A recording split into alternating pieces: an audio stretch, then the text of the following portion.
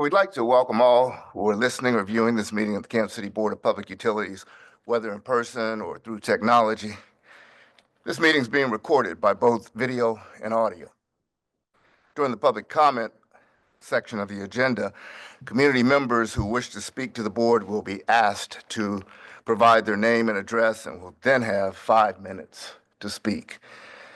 Members of the public using Zoom that wish to address the board need to use the raised hand feature at the bottom of the application or window to signal that they wish to address the board during the visitor comment section. Members of the public connected by phone only need to press that *9 feature to indicate they wish to address the board in the visitors comment section. Those attending in person should sign up on the sign-in sheet located near the entry. If you wish to speak with customer care regarding your account, please indicate that on the sign-in sheet.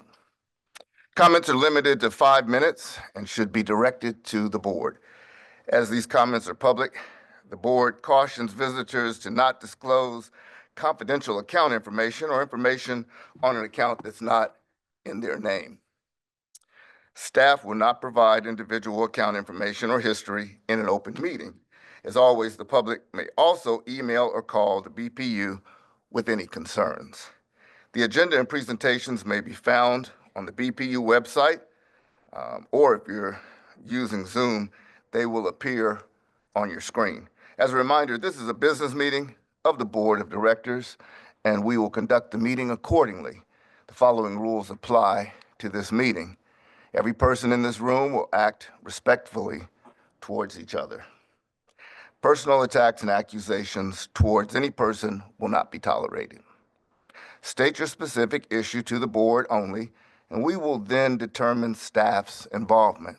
And attendees shall refrain from side discussion or individual commentary that interferes with speakers or other attendees at this meeting. If side discussion is necessary, please take it outside of the boardroom.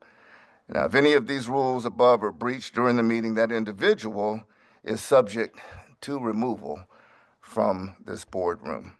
My name is David Haley. I'm member at large, position 2, and the board president. Other members of our board and our staff include our general manager, Jeremy Ash, Tom Groneman, who is the 2nd District, Stevie Wakes, Sr., who is 1st District, Brett Parker, who's 3rd District and who is our board secretary, Mary Gonzalez, who is a member at large, but position 1, and Rose Mulvaney Henry, who too is a member at large for position number 3, and who is also the board vice president and was prepared to step up had I not been here. Our acting general counsel, acting chief counsel is Angela Lawson here on the end. So please remember to put your phones on silent, and please also be aware that the microphones are really sensitive and they pick up and record comments made anywhere in the room. So before we begin our meeting, please rise and join me in reciting our Pledge of Allegiance.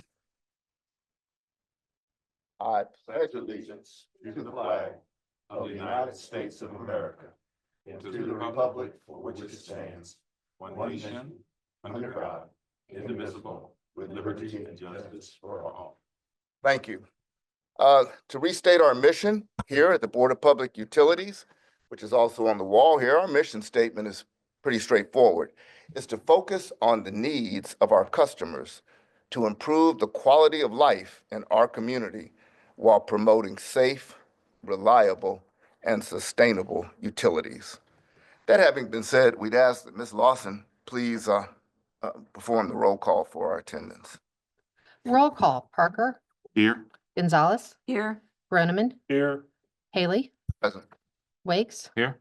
Mulvaney Henry. Here. You have a quorum. Great, thank you. Before I ask for a motion to approve the regular session for tonight's meeting for September 3rd, 2025, are any comments on the agenda? Ms. Rose, I move to approve this evening's agenda. Second. Great, thank you. We have a motion and second. Ms. Lawson, please roll call. Roll call, Parker, Aye. Gonzalez, Aye. Groneman, Aye. Haley. Aye. Wakes, Aye. Mulvaney, Henry. Aye. That motion carries. Splendid. Before I ask for a motion to approve the consent agenda for tonight, September 3rd, 2025, are there any comments regarding that?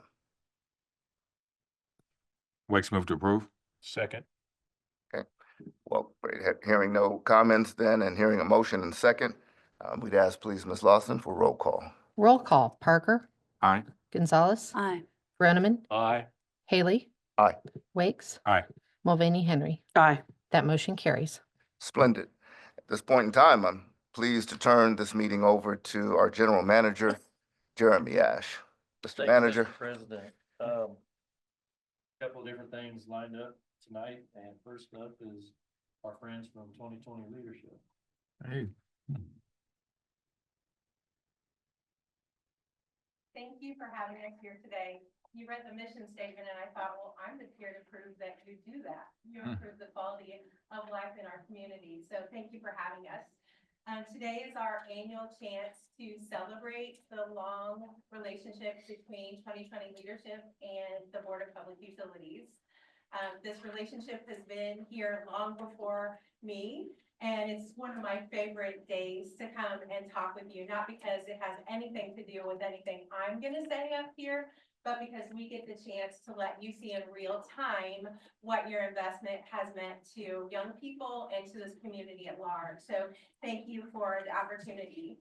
As many of you know, at 2020 Leadership, we believe that students from all backgrounds, that all students deserve the opportunity to lead. We empower students with the tools and the confidence to excel not only in school, but after graduation. We believe that by doing so, we're investing not only in their ability to shape their own futures, but their ability to come back and help shape the communities in which they live. So we're very passionate about that as well. I want to say that it has been an amazing year for 2020 Leadership, and we have some amazing rock star students here today. But we also have some big news. So I'm excited to share with you. I have with me tonight staff members, Nicole, who's our program director, Santina and Aisha, who are program coordinators. So you are looking at our full-time staff. So when you talk about serving the number of students I'm going to tell you about this evening, these are the women that are doing that in conjunction with some part-time staff. As you know, 2020 has been around since 1993, and I think Mary probably knows better than I do. Started out with 17 students that year. This year we served over 850. And I will tell you that we are really booming on the Kansas side in terms of numbers. So Ms. Nicole was sharing with me today that we just started recruiting on the Kansas side a week ago. And they're already at 78% of what we had last year. Did I get that right? And we haven't even started recruiting sophomores and freshmen. And we're not done recruiting juniors and seniors. So I expect it to be a big year on the Kansas side for a lot of different reasons. During this past school year, we continue to see some of the great outcomes that we're proud of. We're going to let you get a chance to see some in real time, but some of the things you're used to hearing from us, 100% of our seniors graduated from high school, and that has been true since they started measuring that, and that's if we have students for at least 2 years. We have an over 80% rate of sending students from high school to additional training, whether that's trade school or college. So about 86% of our students go on to seek additional education. And I think you're going to hear some stories this evening about individuals that maybe weren't thinking about it when they first started 2020, but that the organization shaped the way they viewed their path. We have students at over 90% confidence. So not only did they leave with a plan for what they're going to do after graduation, but over 90% of them say, not only do I have a plan, I feel pretty darn confident that I can accomplish the things I laid out in that plan. And as someone who studied youth development, that's very exciting to me because we all know if students don't think they can do it and they're not confident, they're probably not going to try. So that's one of my favorite stats. We also have a stat showing that just under 70% of our alumni say not only was 2020 great back in the day, but I continue to use those skills in my real world activities at work and in my personal life. So we're very excited about that as well. So lots of great things to share with you today. I'm not the person you want to listen to, but I do want to tell you briefly just some things that are on our horizon because big things are coming for us.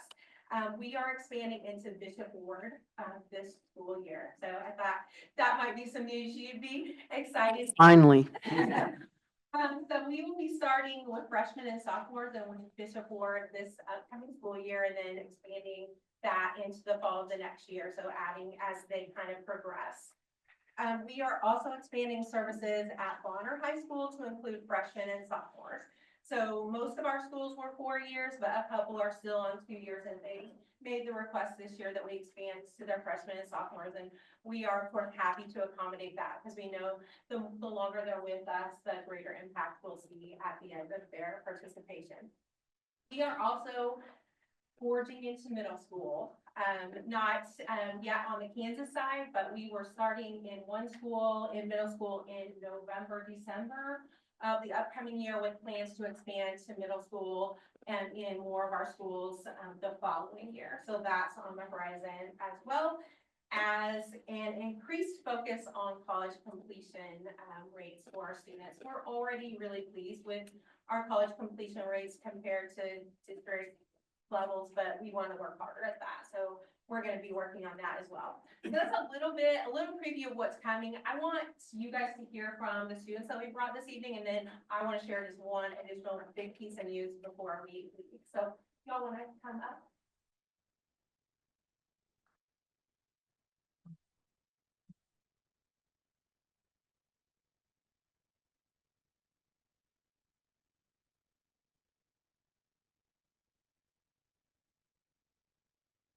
Stacia Davis, I am a senior at Sumner Academy of Arts and Science. And I've been a part of 2020 leadership for the past 4 years now. I was approached by a former member of 2020 leadership, Miss Caitlin Wells. And even from the start, I heard that it helped with professional skills and college readiness. And I was like, hey, I need this. Let me hop in on this. And so I wanted to tell you tonight some of the opportunities that 2020 leadership has given me. One of the big ones that I was given was 2 summers ago. 2020 leadership reached out to me to gain a paid internship with Snap IT. We were hoping that not only would me and a few other members of 2020 leadership be able to develop some IT skills, but also create a greater relationship with one of the companies that did start in Kansas City and is becoming a larger part of Kansas City as a whole. While I was part of this internship, I made connections both professionally and personally. I met a member of 2020 leadership who graduated last year from Schlegel, and he's a very close friend of mine now, as well as I got to meet the CEO and founder of Snap IT and several of her beginning employees there. And they helped me really understand how beginning businesses grow and that sort of thing. While I was under this internship, I was put through a course of basic coding to be able to understand that. And this was really important to me because with the growing world of technology, it provides a chance for me to apply this to any future avenues of exploration I go into, as any career has a website or applications that they send out. And I was also given an official certificate for this coding program that I can use in future reference that, again, I was only able to get because of 2020 leadership. The second thing I wanted to bring to your attention was an event with DePasquale Moore. I was asked to be a student ambassador for 2020 leadership, and it was a huge opportunity for me, both for service hours and to get to meet more professionals from throughout the Kansas City area.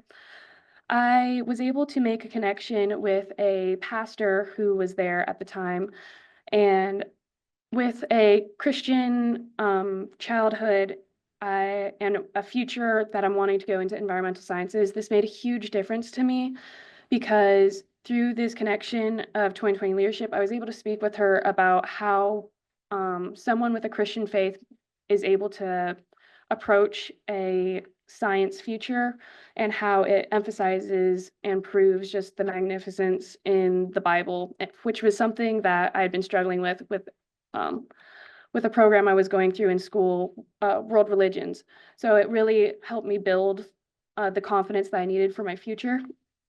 As well as while I was there, it was mentioned to me several times that I had professional skills that many of these senior adults were not expecting. When I told them I was only a junior in high school at the time, they kind of looked at me and thought I was lying to them. So the professional skills that 2020 leadership has helped me build has created so many opportunities and availabilities for me to connect with professionals in several fields. Thank you for your time. You.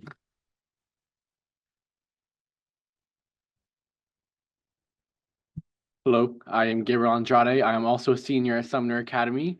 I've been a part of 2020 leadership for the past 2 years, and although I've only been here half the time as my friend Anastasia, I also recognize the value that I've received from this program in that such short a time. There are 2 things I would like to highlight as well. First is my connections that I've developed through 2020 leadership. 2020 leadership has been incredibly important in developing my professional skills, but also helping me foster connections both professionally and interpersonally in my community. It is through Deepa Squally Moore, or through 2020 leadership, that I was able to meet with Deepa Squally Moore, and specifically Mr. Mike Deepa Squally, which I'm sure we've all seen the ads. However, it's also through them that I was able to meet just today somebody who worked at NASA specifically on the lunar modules, which got us to the moon and back. It is because of 2020 leadership that I recognize the value that my community has to me and that I have to my community.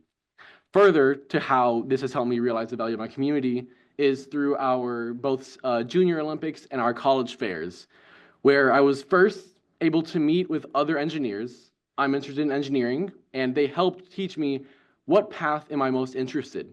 But further, how can I take this path, come back to Wyandotte County, come back to Bethel Wellborn, and be able to give back to kids who are in the same position as me, who may not have a clear idea on what they want to do, who may not have full faith in what they want to do, yet who are able to continue to push through and make connections with other students through programs like 2020 leadership. Finally, I'm able to learn how to stand up and present both myself and those who advocate for me, like those in 2020 leadership.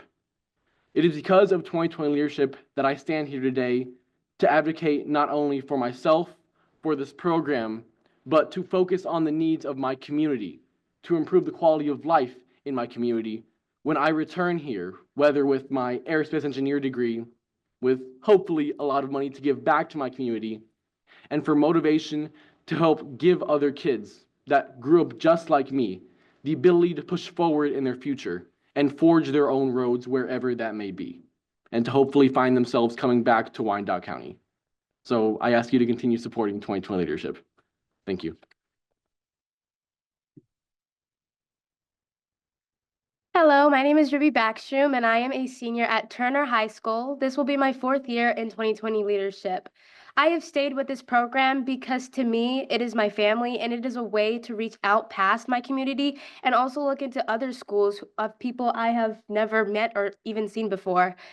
This program have allowed me to look past my fears of college, coming from a minority and a family who none of us has really gone to college, and see that that is actually something that people who look like me and don't know what they're going to do in their future can actually achieve.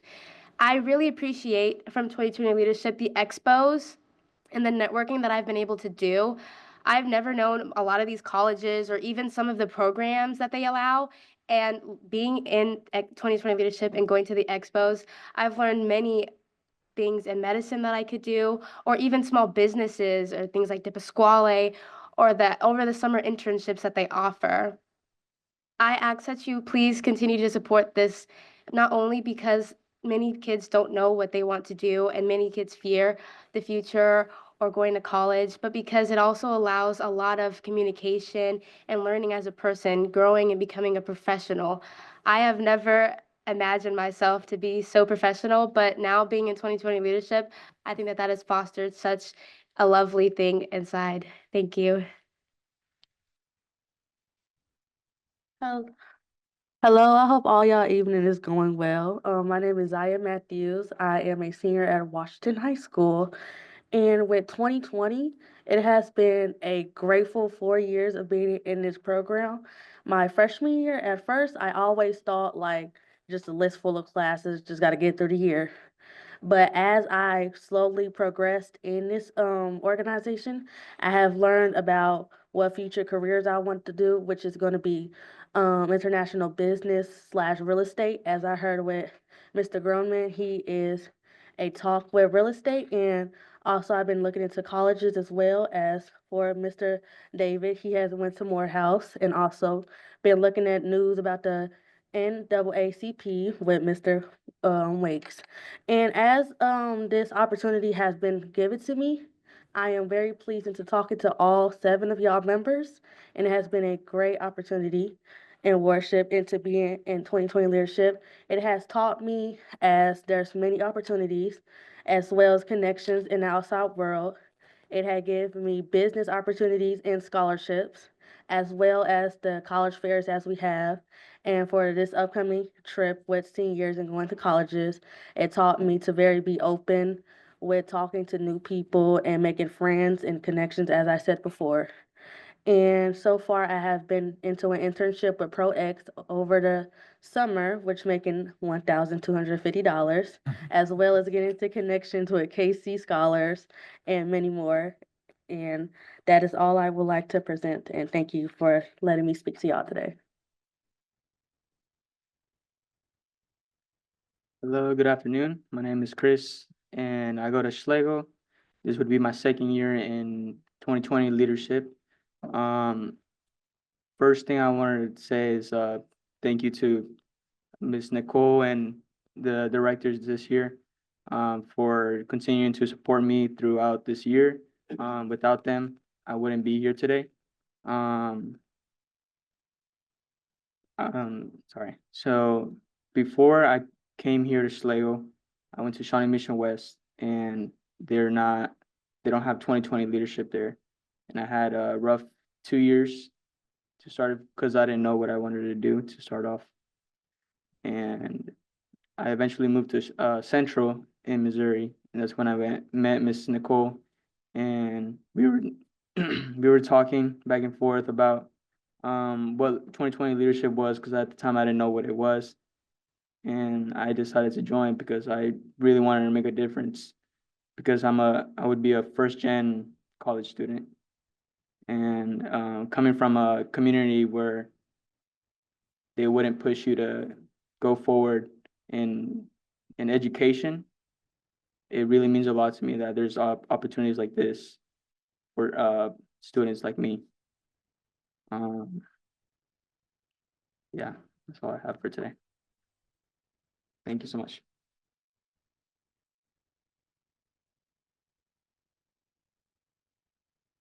Why I even show nights, because they're always the stars of the show. Thank all of you for taking your time out to share tonight, and thank all of you for your long-term investment in this organization. I hope that it doesn't go unnoticed, the impact it has on so many young people in the community. Are there questions that you have for students or myself, or comment? Thank you, Mr. Manager, and thank you, Ms. Marnie Morgan, for bringing these exceptional young people here today.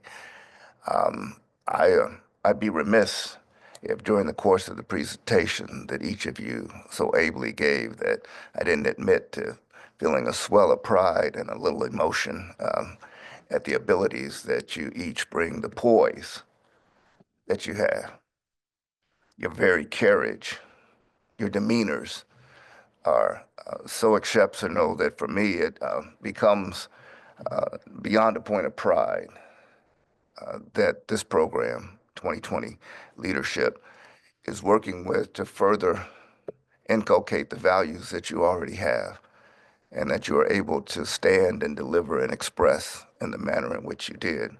And by the way, seemingly without any major notes, which I don't know if any of us could, unless there's a teleprompter over there that I didn't see.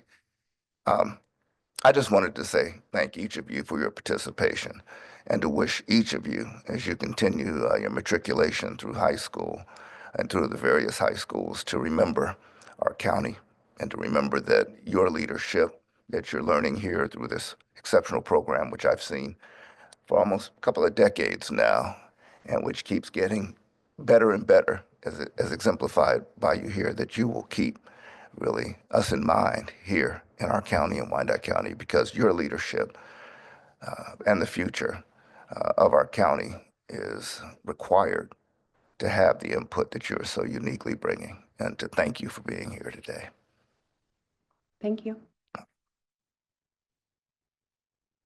Thank you, Mr. President.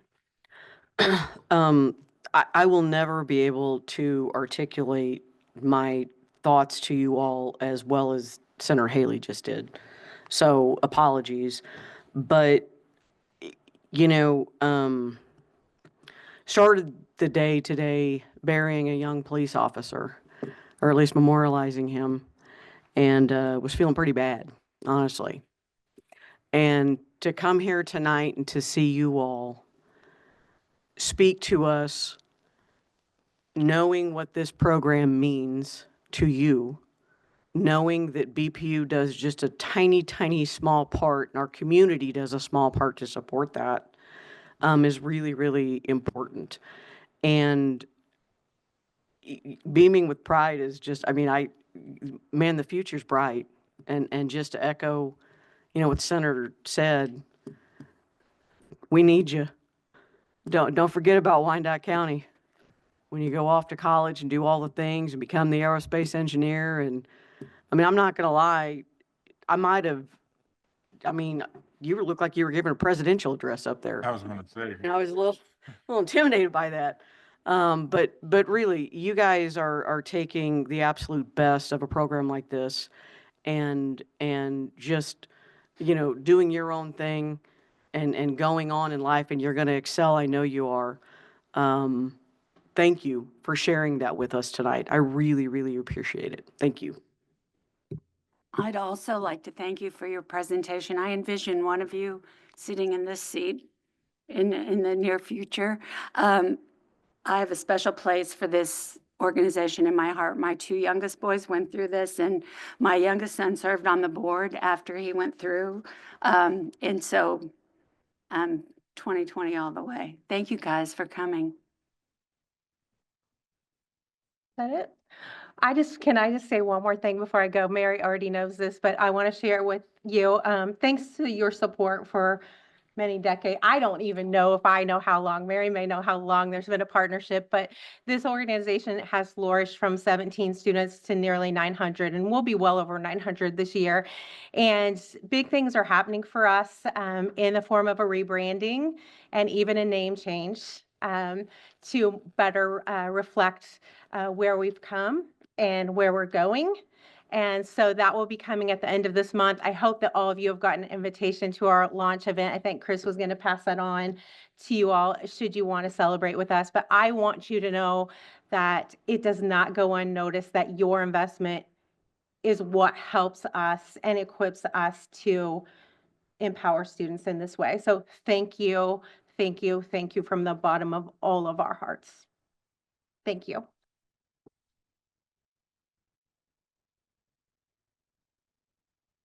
Thank you very much. It's always refreshing to hear stories of the young folks that are working so hard to better themselves in their communities. So thank you for that. Thank you, students, for what you do.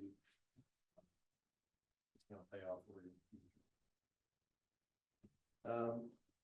Next up, we've got probably a new group that I think Stevie's familiar with, but maybe that the rest of us we haven't heard from here. So we've got Ms. Brooke here from the Learning Club to talk about a new partnership that we have with them and how we've already, engaged with them last school year and some activities during the summer and hopefully more to come for next year. I think there's some expansion and things to talk about, so we're excited about it.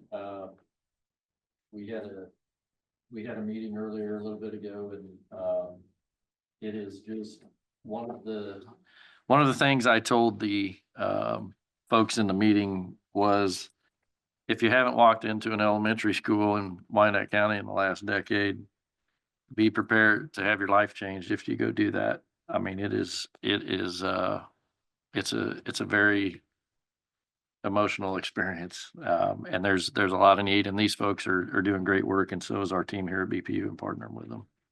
Thank you, Jeremy. Well, thank you all for having me here tonight and for allowing me to speak about our Learning Club programs. And I'm a little sad that our 2020 leadership kids left, because there actually is even more than just speaking after them. There is a tie as to how Learning Club came to our partnership with BPU that I can share. But it's a great opportunity for two programs centered on uplifting youth in Wyandotte County to come and speak and share, and also seeing that connection that BPU is investing in your community. So I come to you from the Learning Club. My name is Brooke Van Hecke, and my role at Learning Club is the Director of Human Resources and Development. And so Learning Club as an organization, our mission at its core is to provide a positive, pivotal education experience for kids in Kansas City, Kansas who need it most. So as an organization, we strive to each and every week during the school year, as well as in the summer, provide different opportunities for kids to explore educational opportunities, professional development, as well as social emotional development. So our journey in Kansas City, Kansas is not new. We are a new organization, a new partnership with BPU, but we as an organization have been in the Kansas City, Kansas community since 2002. Our founder, Brad Grabs, started Learning Club in the former Blessed Sacrament, and I'm pointing in the direction, the former Blessed Sacrament school building, with this vision of providing an after-school program that in his community, in his neighborhood, offered an area for places or for kids to go to get homework help by a caring adult. So in 2002, he started with 30 kids and 30 volunteers that weekly showed up for a 1-hour after-school tutoring program. And that model was pretty much for 10 years in that same format.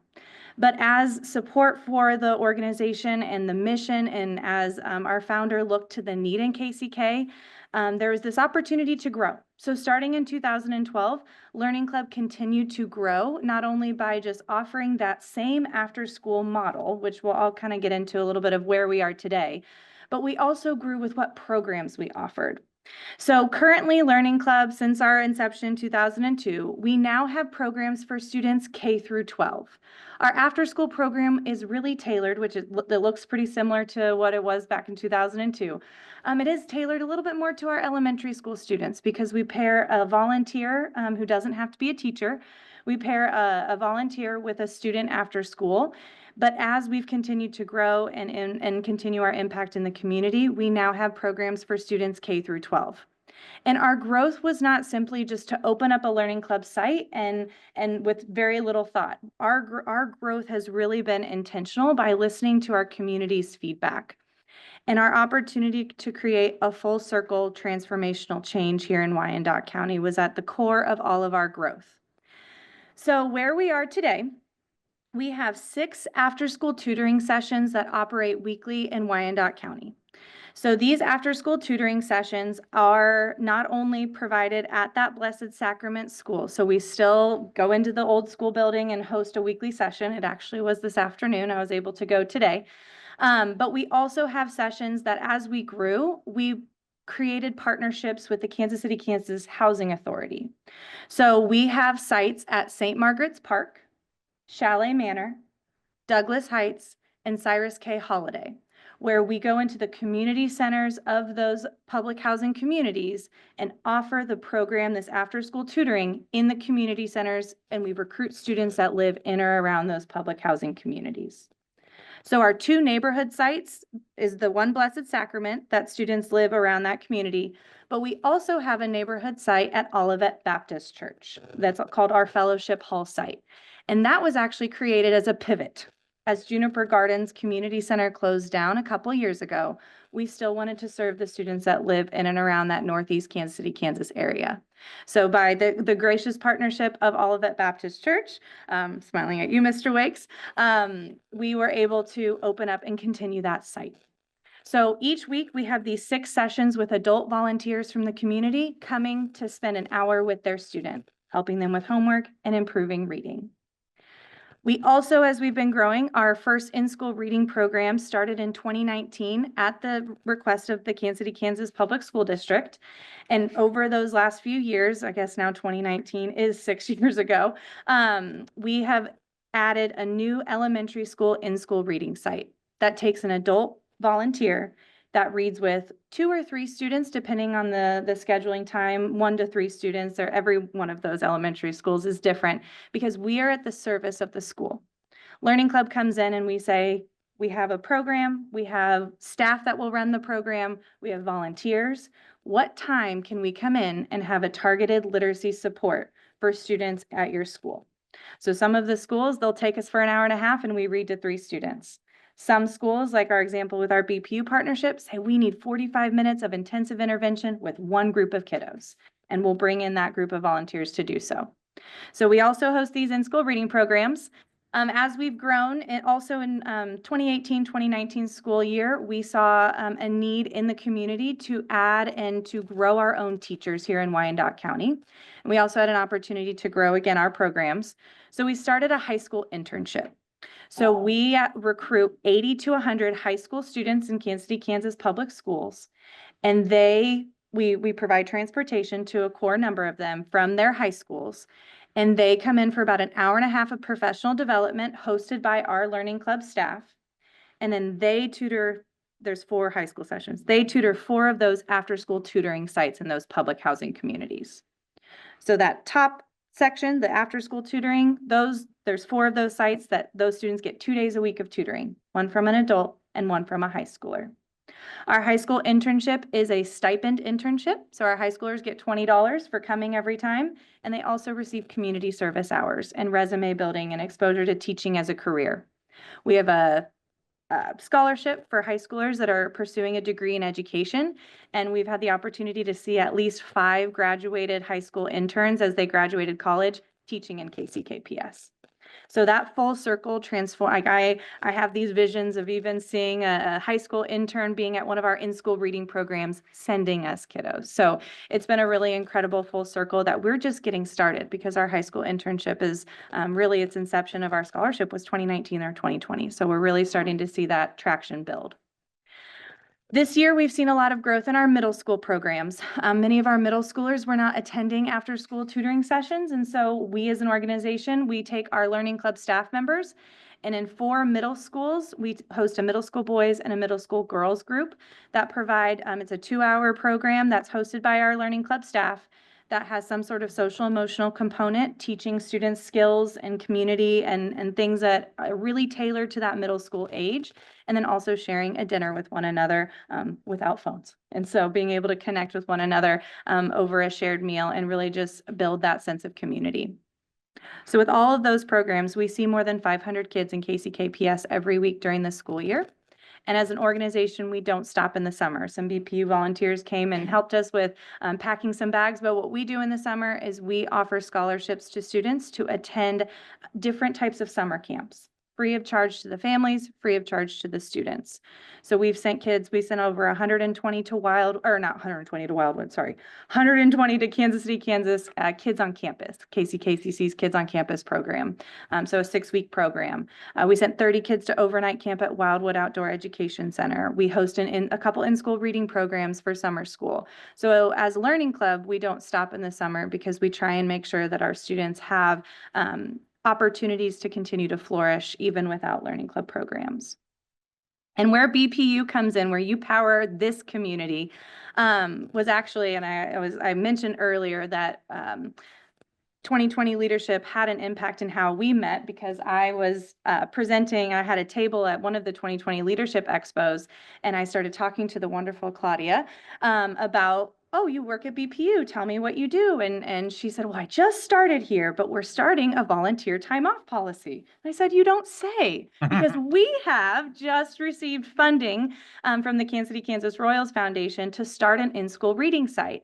But capacity-wise, we have this funding, we have this staff, but it is difficult to find 15 volunteers in a couple of months. What do you think? So after a lot of conversations and a lot of meetings, and many people faces in here had a big part in this, we were able to open up a brand new elementary school site at Banneker Elementary in the spring of 2025 with 16 BPU volunteers. So more in that springtime, it was the fourth quarter, almost 100 volunteer hours were worked with 1-to-1 student to volunteer ratio. So that small, those 6 to 8 weeks, those hours accumulated to a huge impact here in our Kansas City, Kansas community. So those 16 students received 6 hours of reading 1-to-1 intervention by a caring adult. And I do say it's not just any adult, and that's with all of our programs. For our whole organization to function, we are at about 175 volunteers that we need to provide every kid with a caring adult in one of our programs. And that is a huge piece of what we do. And as we've been presenting to not only just here this admin building, I should say the 16 BPU volunteers that opened Banneker, this was from the admin building, but we've been able to go present to the service center, to the water plant, and also be able to have 12 prospective BPU volunteers signed up for this school year, be it this in-school reading program, but also some volunteers are coming to our after-school programs or interested in other programs because it fits more with their schedule. So when BPU does talk about wanting to be in the community and power up this community and make sure that there is a presence, not only just by dollar impact, but also volunteer hour impact, this has been an incredible program to help us not only grow, but also for 2 missions that are so focused on building up this community, this Wyandotte County community, to be able to see it week after week, and in our hopes in the future, month after month and school year after school year. So thank you for letting me present today. I would love to hear if there's any questions that I can answer about our programs or the volunteer experience, or anything that I can share. Not a question, just a comment, just grateful for the work that you all are doing in our community. I think we have a board that's 50% one-time teachers, so near and dear to a lot of our hearts. And, Former teacher, yes.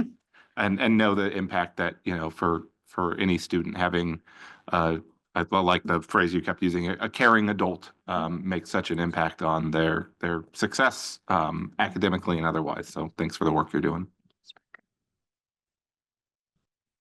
Also very appreciative of the work that you do. Very proud to host the Learning Club at our church every Tuesday. The volunteers just love it. And not just the volunteers that you bring, but volunteers from our church that help and assist with that. It just makes it really good. And the need is so great. The need is so great. And to know the impact that you're making. Thing is, I met Brad Grabs years ago. And this before I even knew about Learning Club. And then when he came to present and the opportunity and having that familiarity with him made it easy, but to know that the need and then to know the impact that you're making in the community was awesome. So we're very, very appreciative of the work that you do. Yes, we had to pivot. We weren't sure what to do after Juniper Gardens closed, and just, the generosity of not only the volunteers who open up the church every single week for us, but the opportunity to still be in that community it meant a lot to our organizations. The thanks goes both ways. Also, I don't have a question. I'm sort of just continuing on the comments from earlier. You guys are doing such important work in this community, and I am just so grateful to the BPU team for partnering with you guys, not only, from a volunteer perspective, which is really, really important, but I assume financially we are as well. I don't even know. And if we're not, then we probably, we got budget coming up, so. Um, Closer to that mic. these are the things that, I'm not afraid to ask you about for mine, don't worry about it. And this board I know is very impressed with, obviously, the work y'all are doing, but, you know, as Stevie said, the work you're doing is so important in this community, in our community in particular. So thank you for what you do. We really, really appreciate you.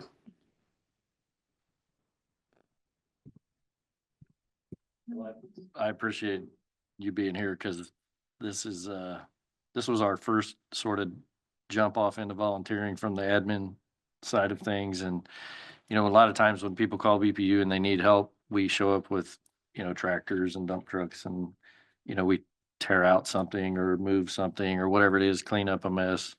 But there was as much fun interaction between our team members as there was with the students, and that's important, you know, from a leadership standpoint here and everything that our leaders are trying to do to turn the ship a little bit. And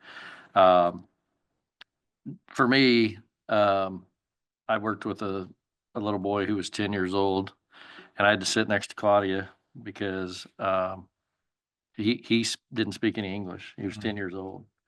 And so here, I know what my son was doing at 10 years old. And it wasn't sitting with somebody else with literally alphabet flashcards. And so I typed in my Google Translate because now I've got to figure this out, right? And if it's tough for me, he's 10 years old. Right.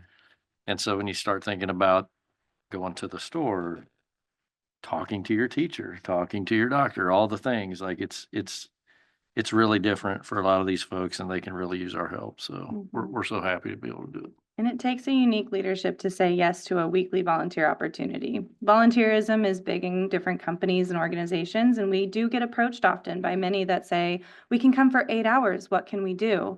And there are times where that can fit, but what we need as an organization is very unique. And so not every company is going to say, sure, let me send you our staff for an hour every single week and make adjustments on our end so that we can keep powering up this community, keep that momentum going, and also to keep the connection with staff. I think that that's always one of the conversations that we try and tell people is that the relationships you build with the kids is at the core of why you come, but the other adults in that room, it helps leave after a day that's hard.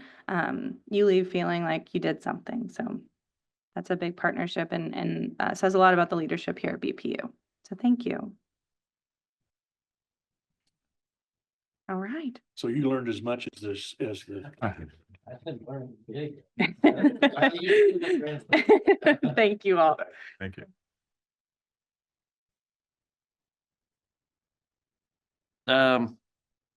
Moving right along, we should have probably just had Claudia stay up there, but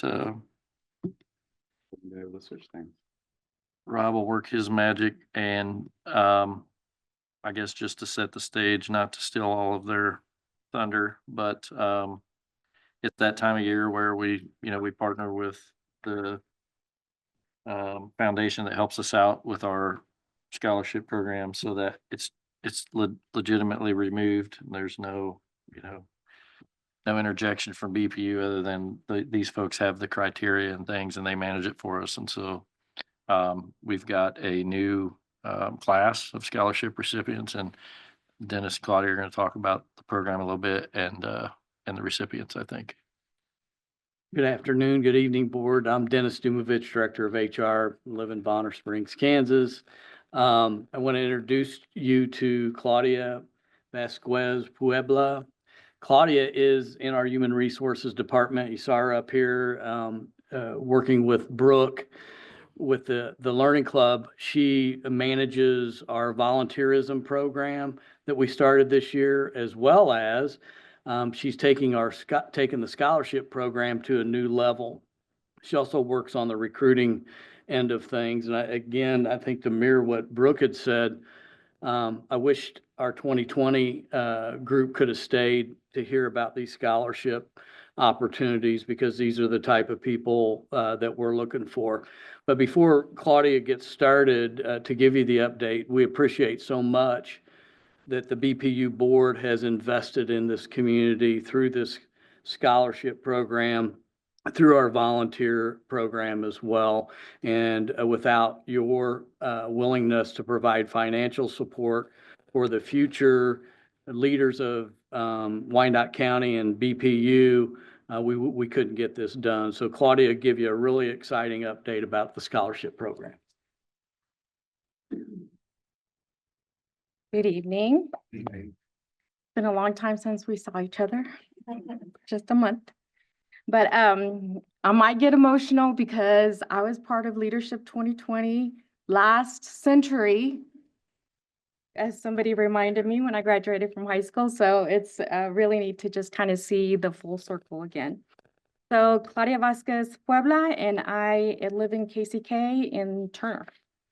And so today I'm just going to walk you through our third party, the Greater Kansas City Community Foundation, as Jeremy mentioned, kind of what the purpose of our scholarship is for BPU, and then the process that the students need to go through, and then the overview for the last couple of years. And then if you have any questions, either Dennis and I will answer questions. Basically, you know, the Greater Kansas City Community Foundation is a third-party partner, and we started this partnership in February of 2024. And so their mission statement is up on the screen, but basically it's to improve the quality of life in Greater Kansas City by increasing charitable giving, educating, and connecting donors to community needs that they care about, and leading critical community issues. And so this organization has been around for a long time, since 1978. Just to highlight, they've provided over $7 billion in grants, and these are all individual, families, or businesses scholarships that they have provided. For BPU, the purpose of the scholarship, the scholarship program is to provide high school and college level students with financial assistance towards pursuing a college education and later professional development opportunities within the utility. And sometimes I will let you know, when I get nervous, my accent kicks in, so I might have to repeat myself. And so to kind of walk you through the process and the eligibility, the students need to be from a Wyandotte County high school. This includes Piper and Bonner, of course. They need to be enrolled or will be enrolled in an accredited technical program or a 4-year degree in the STEM field. They have to maintain a 2.75 GPA, and then they can get this scholarship for up to 2 years. Next, I'm going to talk a little bit about the promotion. So I started, I'm only 8 months old into BPU. So when I started, the program had already, the scholarship had already opened, but we were still able to deliver 1,600 flyers to all 8 high schools. And then we also had information for all of our BPU employees through the communications newsletter. And then we also did a couple of Facebook posts on the BPU page.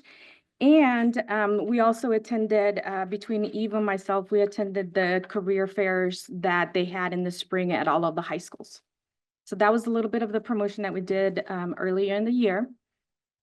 And then the students have to go through a application process, and the application opens up on December 1st.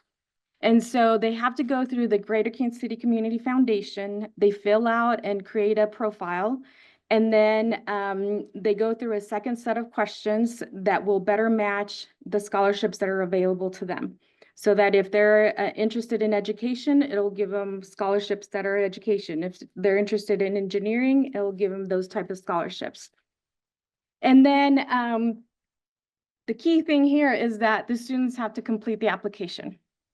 We all know that it takes 3 to 7 touch points in order for you to recognize a brand.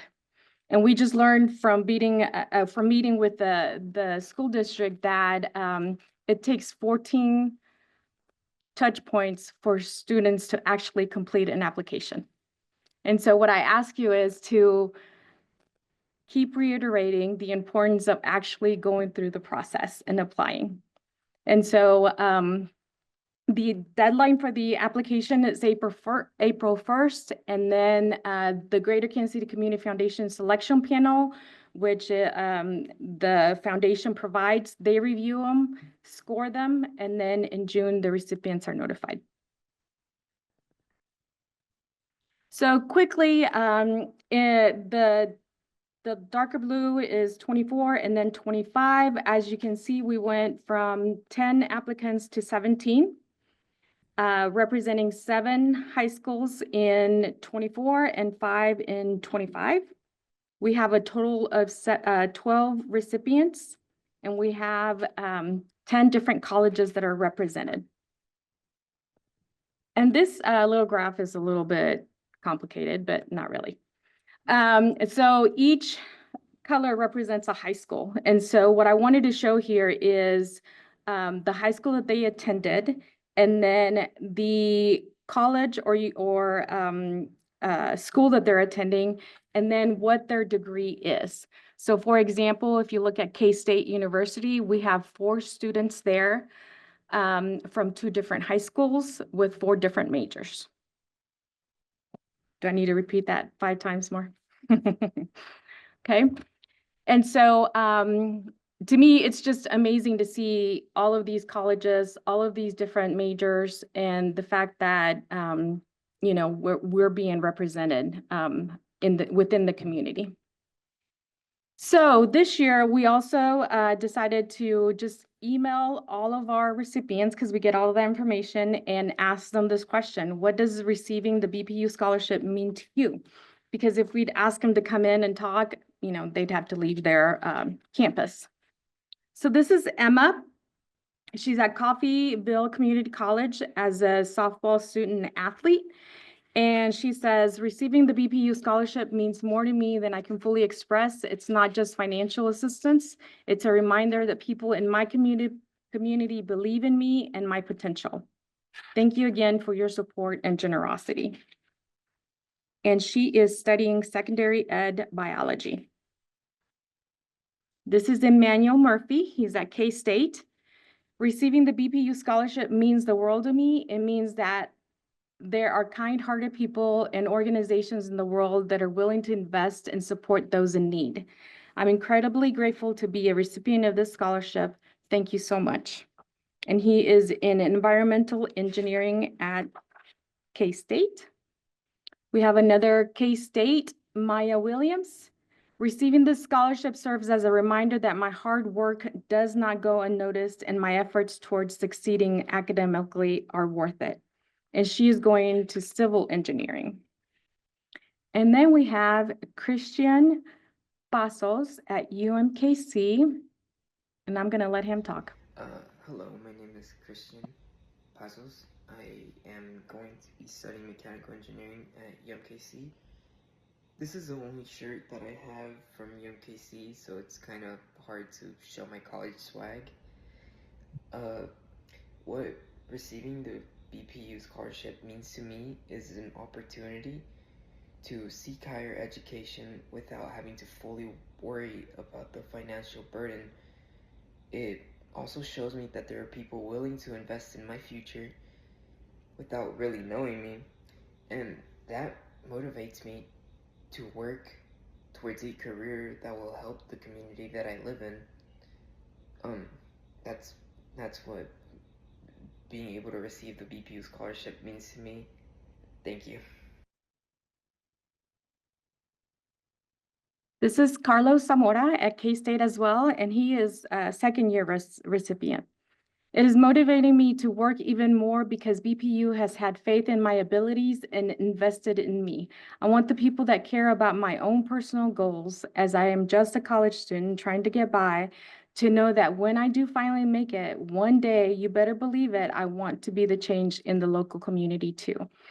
And when I started receiving these, I promise I did not give any of these, you know, keywords or phrases. This is all coming from them. And it was just amazing to hear that community commitment that they have. And then this is Frances, and I'll let her speak as well. First off, I want to say thank you to the BPU Scholarship Committee for selecting me to be a recipient of this reward. This scholarship is such a blessing to me and my family as it enables me to focus on my higher education as an electrical engineering major and prepare for a career in energy ahead. Secondly, thank you for pouring into me. I look forward to honing in on my craft and then giving back to the community that keeps giving to me. Thank you. She was the only one to send in like 10 different pictures, so I had to carefully choose which ones to put up here, so. And then promotion for this year, we're already getting ready for this fall. We have lots of career fairs at KCK and local colleges. And then working with our communications department for flyers and delivering those again to the high schools. We're gonna have posters and at the high schools and community centers, Facebook promotion campaign, meeting with our partners in communications, and then also emailing like all of the Leadership 2020 recipients. Again, I think, if it takes 14 touches for them to fill out an application, then we're gonna do just about all of them. So, any questions? Just as one of the touch points, is someone going to do a TikTok video? I mean, I don't, is that what they do? Like, are these kids even on Facebook? True. I think Amber's volunteering to do a TikTok. That's what I thought. I mean, Or absolutely. Dom, one of them. But yes, any ideas that you have or any avenues that you have that we can share? That was all I information? had. Yeah, one thing I did want to point out, the Zamora, the young man, he was up here 2 years ago in 2020 leadership. We just happened to catch him out in the hallway and told him, you need to apply for this when it comes. And, here it is. He's second year recipient of the scholarship. Pretty neat. It sounds like you're doing a lot of recruiting through the high schools. Do you do anything like at the community college for kids that are, maybe they're finished their 2 years and then are gonna go on Yes. to, a 4-year accredited university? Yes. Yes, so we're at the KCKCC college fair that they have, or career fair. And a lot of the kids that are in high school go to those fairs. And so we're able to hand out all of those flyers as well. And then we also go to Donnelly College. And then for the scholarship purpose. Yep. Is there a mean average of how much we give, or does it fluctuate based on their need, or is there a mean average of how much? This is only the second year that we've done it. So the 4-year gets 2,500, and then the tech school tech. Yeah, 2-year tech school Gets 1,500 for 2 years. Yeah. And you mentioned there were 4 at K-State. I was looking at the chart here. I just am having difficulty on the chart.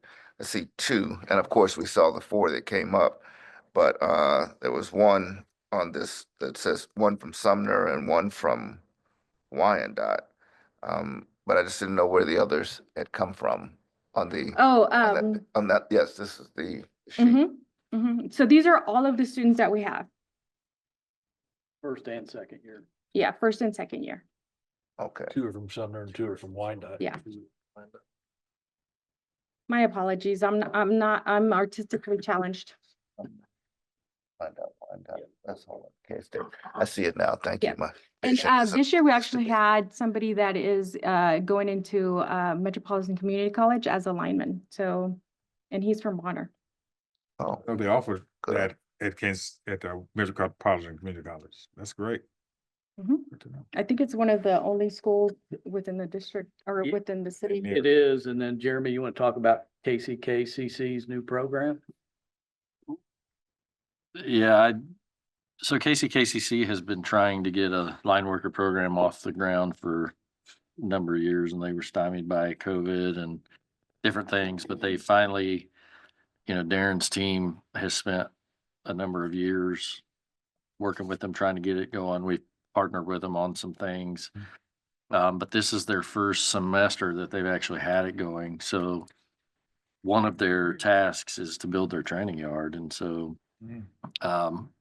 That's part of one of their fieldwork classes for this semester for the first. Yeah, I group. can help him build that. Yeah, so I think his team has done a whole lot thus far, but we're going to continue to work with them and hopefully, Great.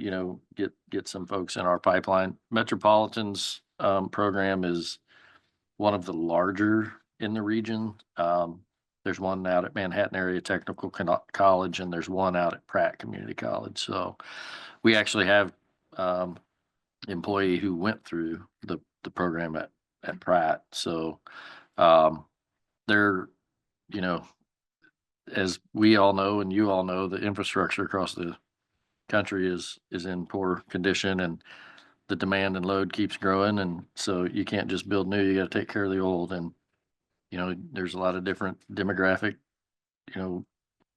challenges of people leaving the workforce versus who's coming in and how many and how fast can you get them properly and safely trained. And so these things are popping up a little more, and we're glad we have one here. We're going to help it however we can.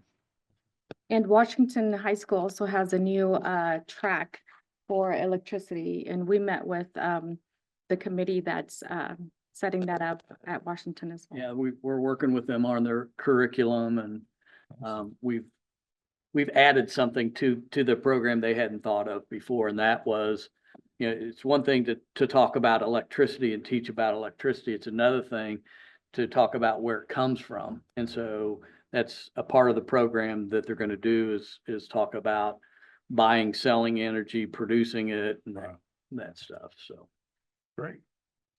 Did you say that they were building their own pole yard? they are. It's on the tech campus there at 65th and State.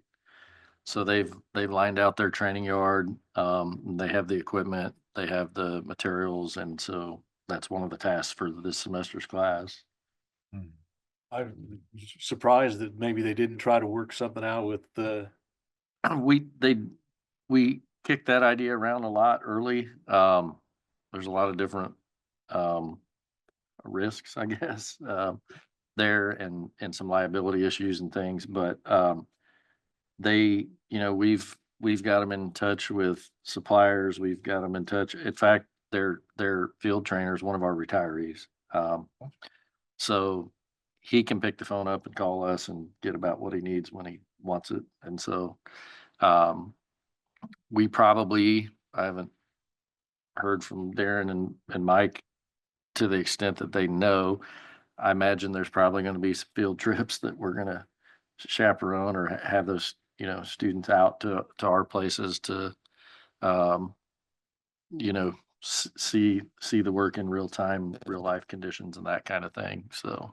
Because I know high school golf teams, they partner with different golf courses for their teams to practice there. It just seems like, if you've already got a pole yard, that it would be. Yeah, excuse me. I did want to mention, we actually had a crew out the other day, kind of doing some work and showing them some of the tools that the guys actually use. And then this Friday, we're giving them a tour of our Nearman substation. Their first module is kind of how the grid works, where power comes from, how it's generated. So we're going to take them out there so they can, just see the outside of the power plant and all our connections out into the outside world. So we are working with them and trying to identify some different opportunities there to work with them and teach them. So that's awesome news. Then you got to teach them about cybersecurity. No. The final point that I would make is with regard to KCK, CC, their program, the hope is that they will, it'll give those people that participate in their program a step up in applying for our pre-apprenticeship program, which is, Jeremy got started a couple years ago and has been a huge success so far. So get that initial introduction to line work. If it's what they're interested in, then they'll have the opportunity every couple of years to apply to get into our pre-apprenticeship program. And we've made a connection with the Department of Commerce that does apprenticeship grants. So Yes. that's coming up. Thank you. Thank you. Well, thank you, Claudia. I'm always talking Claudia up, so she's probably embarrassed by it, but she does a phenomenal job for us, and she's got us in so many doors that we couldn't have without her. And we keep finding ways to challenge her, and she keeps finding ways to complete the challenges. So we're very happy that while she's only been here 8 months, we hope to keep her for a long time. Thank you, Claudia. I think next up, Angie has a resolution for you to consider adopting with respect to ethics administrator and ethics program. And I'll let Angie give you the kind of how we got where we're at and why we need to do what we need to do. So. Yes, as the board is aware, Ruth Benin passed away this year, and she had been the ethics administrator for the BPU for some time. And currently, Reed Partridge, who is the legislative auditor for the unified government, has been stepping in. BPU and UG have similar, but although not identical, ethics codes.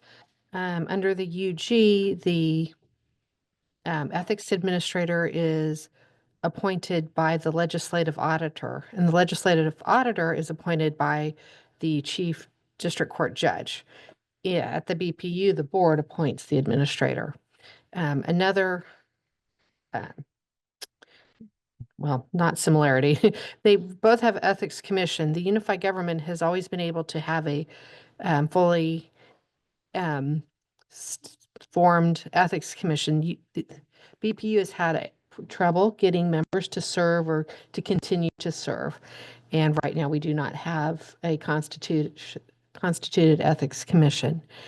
So during all of this, the unified government, through Reed Partridge, issued an RFP, and he selected Misty Brown to be their ethics administrator. The BPU has always selected the same ethics administrator, but it does not need to. It's this board's decision. While we sift through everything, and I know Lee Mulholland has been going through the code, and she is going to bring forward some proposed changes to the code. But right now, while we're going through this, the staff is proposing that Misty Brown serve as the interim ethics administrator, and she also performs the duties of the ethics commission, because the way it's written now, if you appointed her, she wouldn't be able to do much because she couldn't take issues to the commission because there's not one. So this resolution allows her to be interim ethics administrator, also perform the functions of the commission, and directs the general manager to enter into a contract with her for that interim period. And she is here in the audience this evening if anyone has questions for her.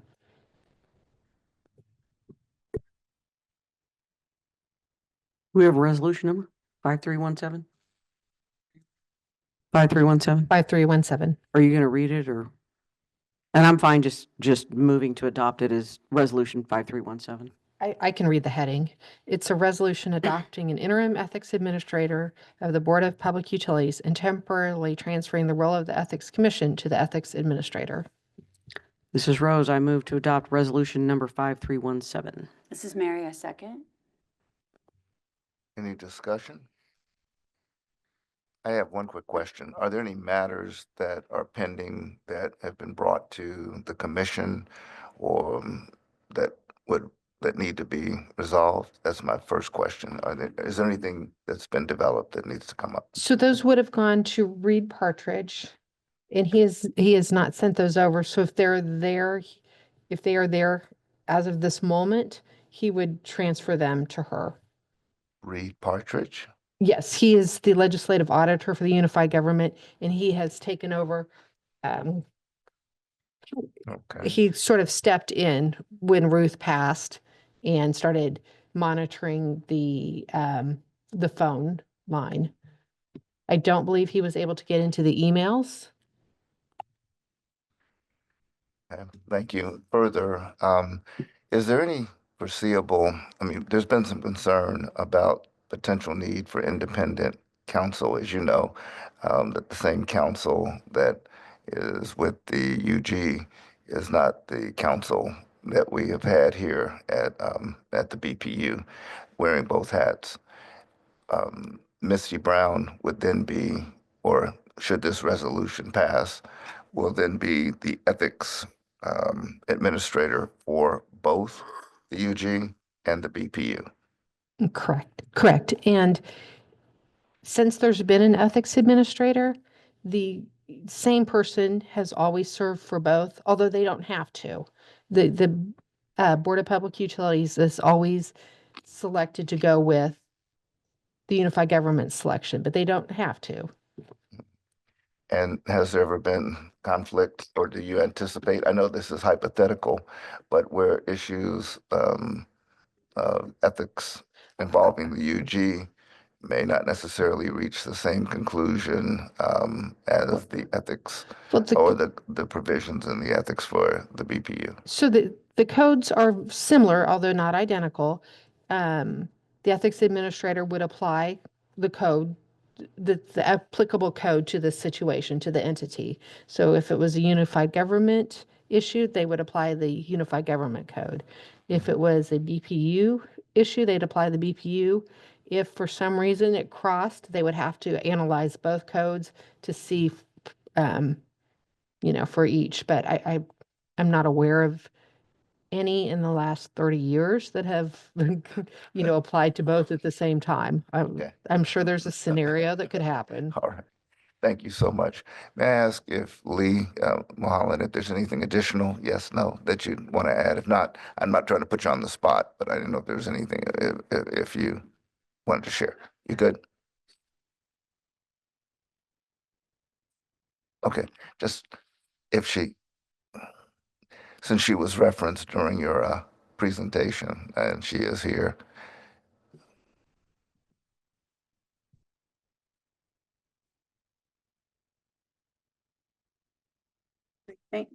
Thank you. I'm Lee Mulholland. I'm Chief Compliance Officer for BPU. No, we've had a really good discussion, really good meeting with Misty. And I think just in terms of the communication, I think, we're planning to get together periodically and go through some things and make sure that we understand if anything's been brought to her to review that needs to be disclosed among management. We have rewritten the policy as a group. And we've met with an attorney at the UG that has a specialty in looking at policies and making sure that it captures everything that we need to in the charter. And then also from a legal perspective and also from a regulatory perspective. And so, we envision bringing that back to the board in the new year when it's the appropriate time for you guys to review it and starting with the policy committee. And, we'll talk to Jeremy about the appropriate time for that. So I'm envision, Angela and I and Misty too will probably want to have a meeting with the policy committee and go through. And we did make some changes to the ethics investigation procedures to just modernize it a bit. And so I don't think it loses any of the intent of the current policy and the current procedures that we have in place, but it just modernizes it and brings it up to best practices and whatnot. So yeah, so we'll kind of get through this next 6 months as we get the policy reviewed through the UG legal group, and then we'll bring it back to you guys in the new year. Thank you so much, Ms. Mulholland. Appreciate you. Any questions?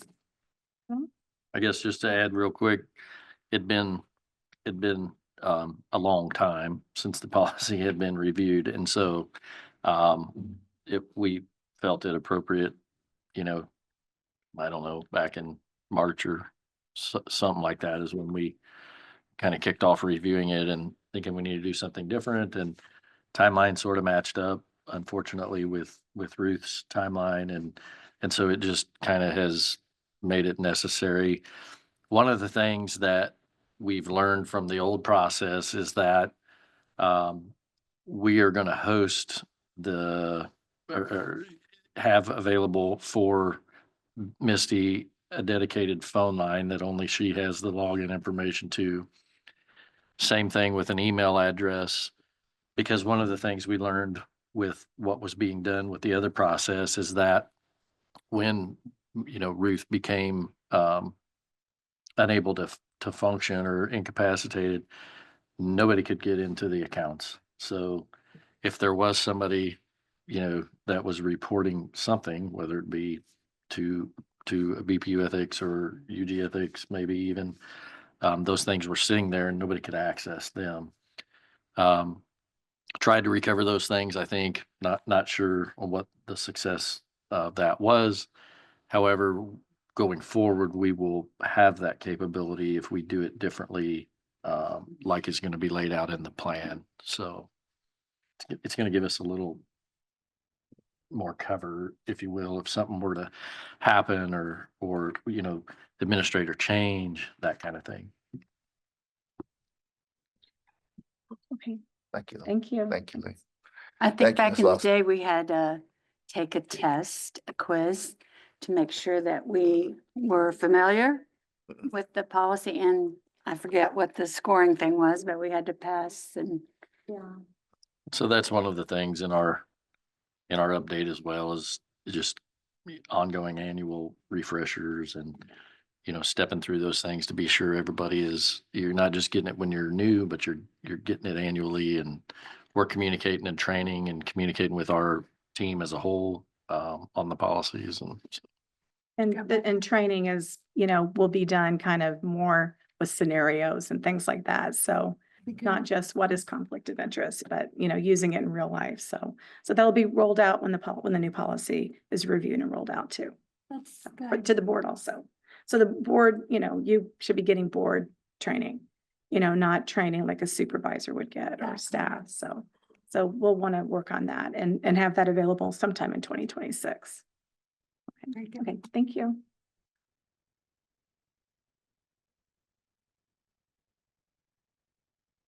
All right, thank you. Any further discussion on the resolution? It's been moved and seconded. Any further discussion on this resolution? Seeing none, we'll call the question and ask Angela, Ms. Lawson, if you'd call a roll, please. Roll call. Parker, Aye. Gonzalez, Aye. Groneman, Aye. Haley, Aye. Wakes, Aye. Mulvaney Henry. Aye. That motion carries.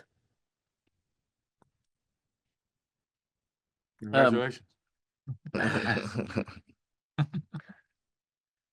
Moving on to public comments. Kaylee, is there anybody signed up to speak?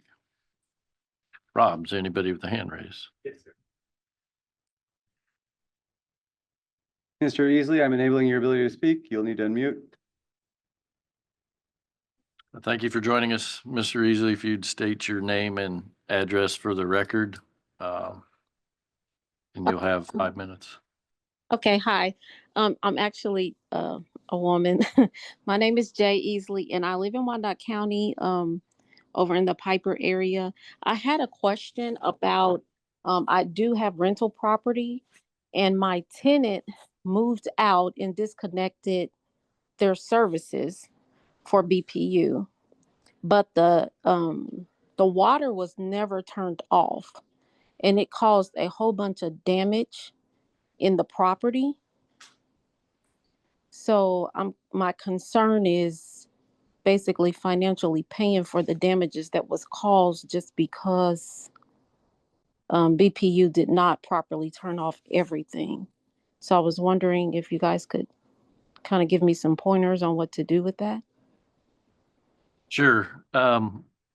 If you have something to write with, I can give you my email address, and if you'll email me the address and some of the particulars, I will get you over to our claims officer. Let me know when you're ready to write. I am ready. JASH@bpu.com. Okay. And then I was wondering, does this kind of happen a lot with them turning off services, with them not turning off all the things that are connected to the services? Is this like a normal thing? No, ma'am. Okay. I will send you an email. Thank you. Thank you. Rob, is there any others? No, sir, there's another hand raised. Thank you. And that will move us along to miscellaneous comments. I'll try to be a little bit brief. You've got this month's community impact report. There's some pretty good information in there. Most of you probably heard something, the big tree that fell across 57th Street. We had a tremendous amount of work out there. It was really something to see. Crews did a really great job of getting 9 poles in a row that were broken up out of the road and service restored. I see Steve Nerschel's here. Something on the ops side. That Nerman Water Plant has had 650 days without a recordable safety incident, and that is tremendous. So Steve, keep up the great work out there. The plant's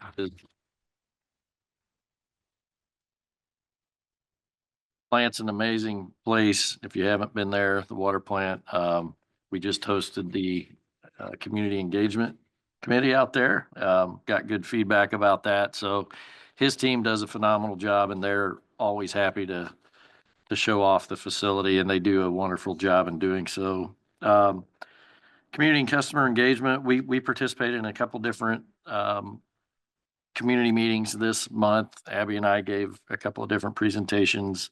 One of them over in the West Height neighborhood, and I point that out because I know you all as board members and some of us, we have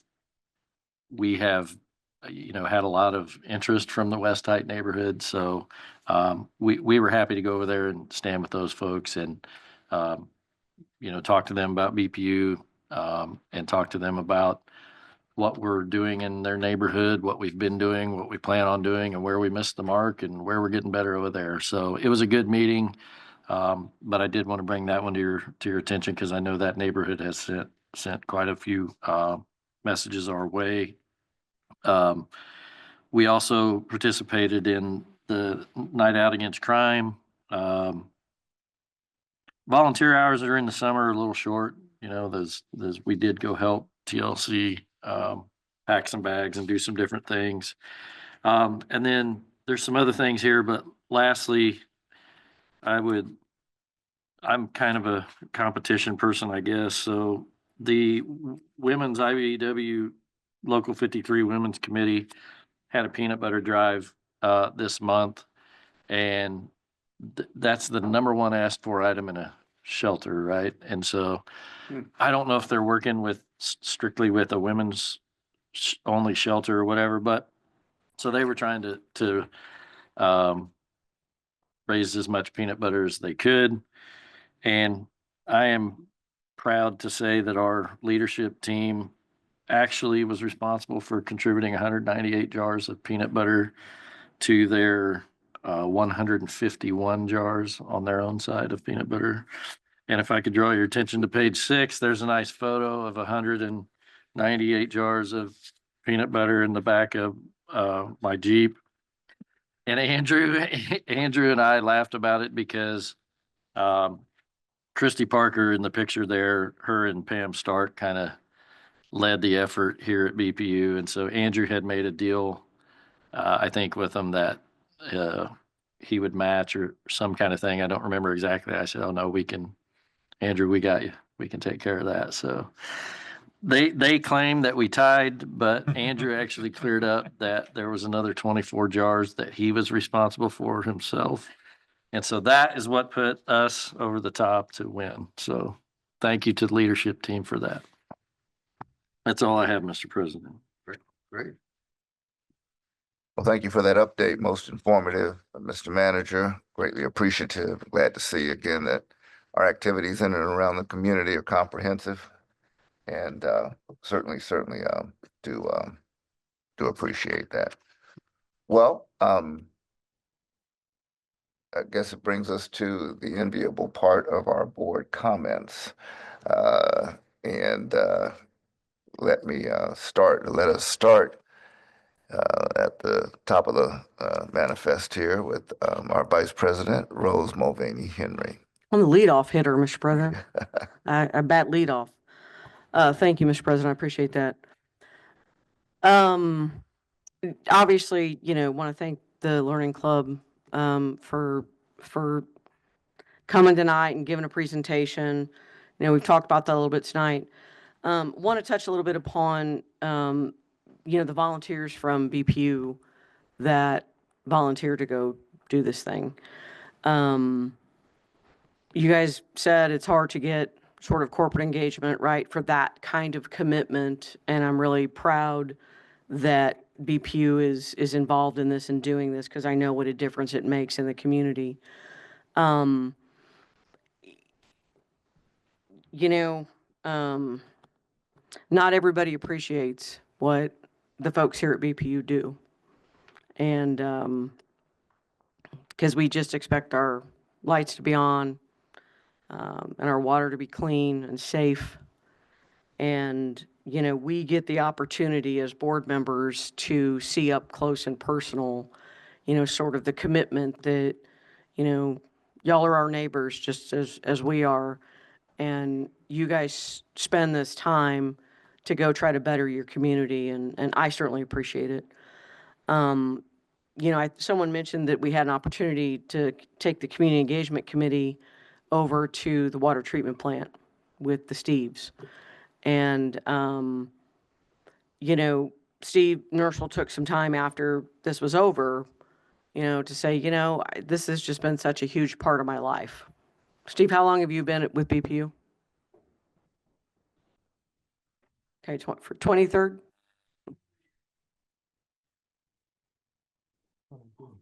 Okay. And so you've been here over 2 decades at this point, and you said, this is just such a big part of my life.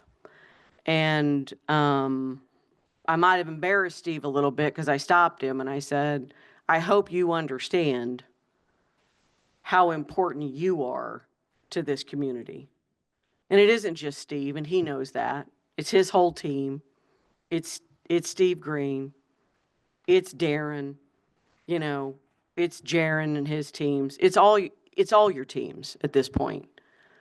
You guys do something for this community that is underappreciated, but it is important. It's magical. You guys are public servants. And I don't think you get enough credit for doing the good work that you do in the community.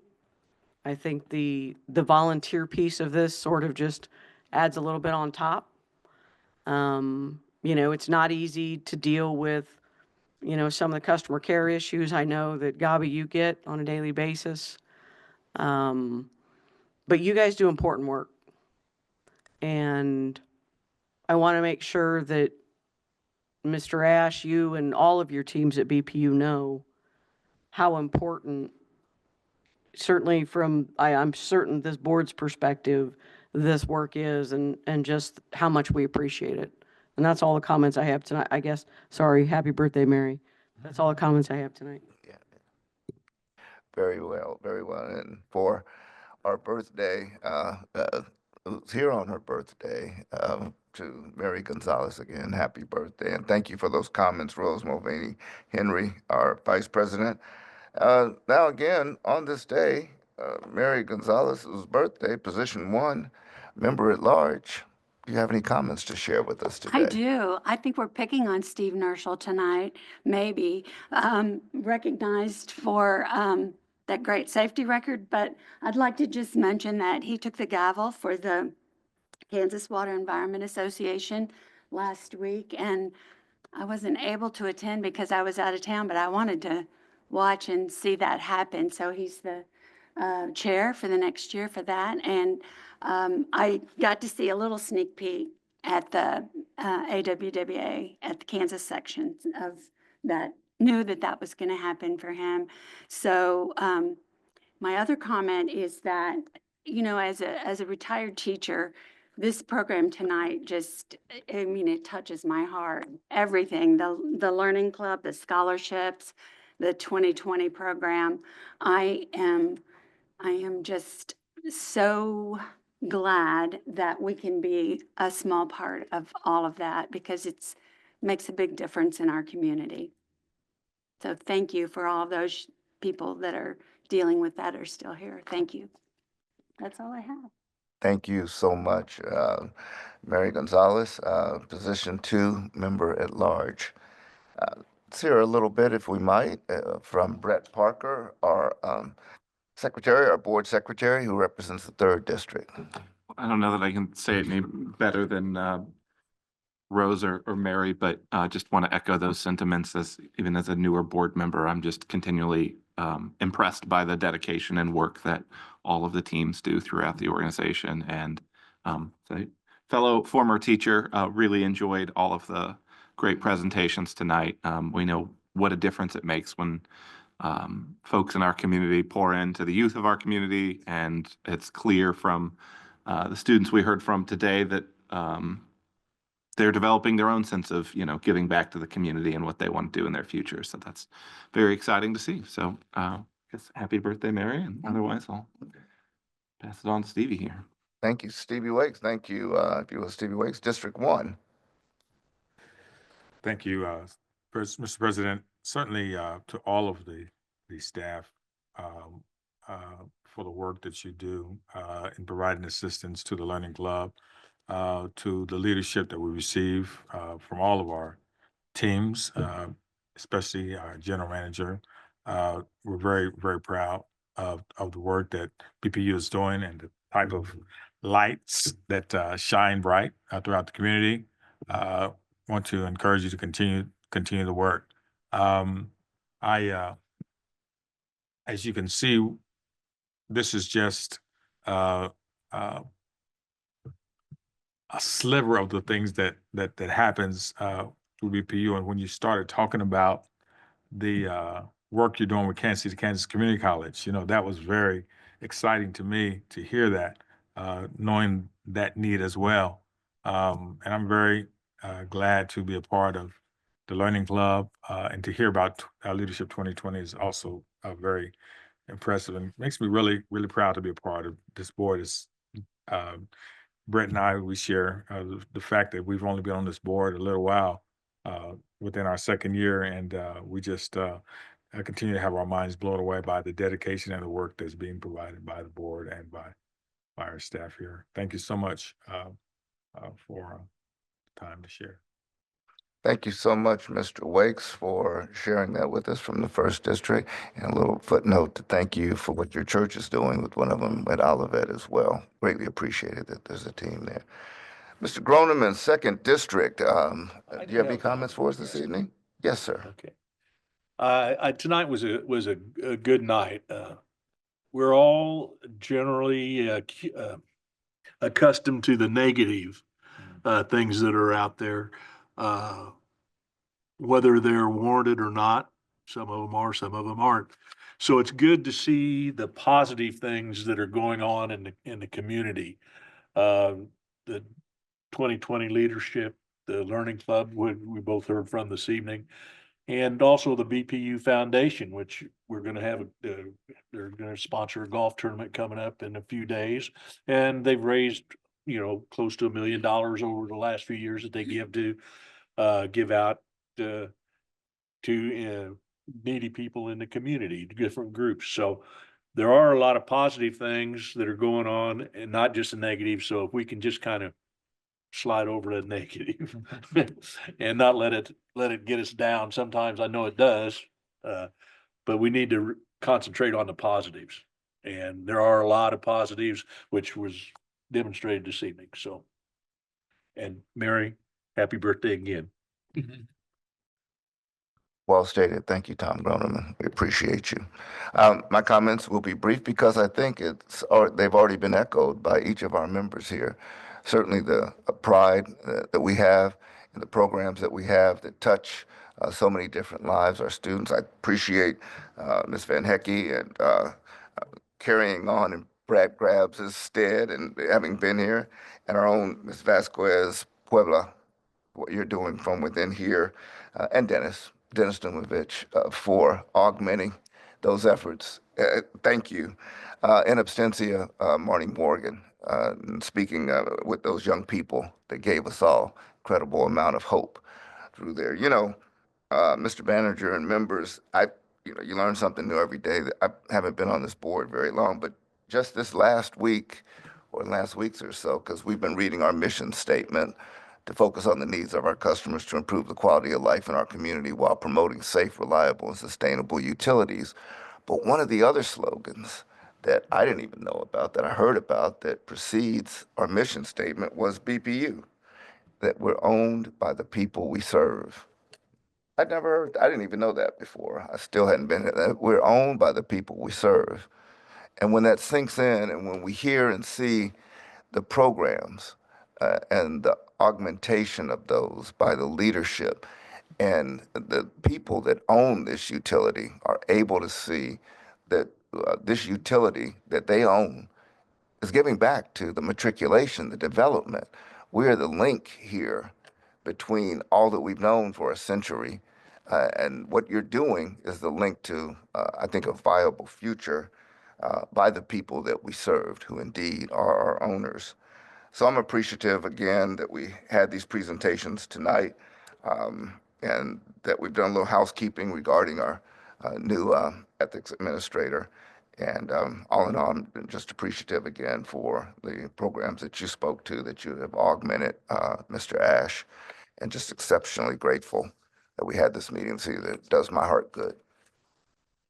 And Mary, happy birthday again. Putting in overtime here. I'm proud of you. I don't know if I'd be as dedicated. Thank you so much. Any further comments this evening? Seeing none, I'd entertain a motion. It took away my gavel. I move to adjourn. Wait a second. All right, thank you so much. Move a second that we adjourn. Please, if you will, Ms. Lawson, roll call. Roll call. Parker, Aye. Gonzalez, Aye. Groneman, Aye. Haley, Aye. Wakes, Aye. Mulvaney, Henry. Aye. That motion carries.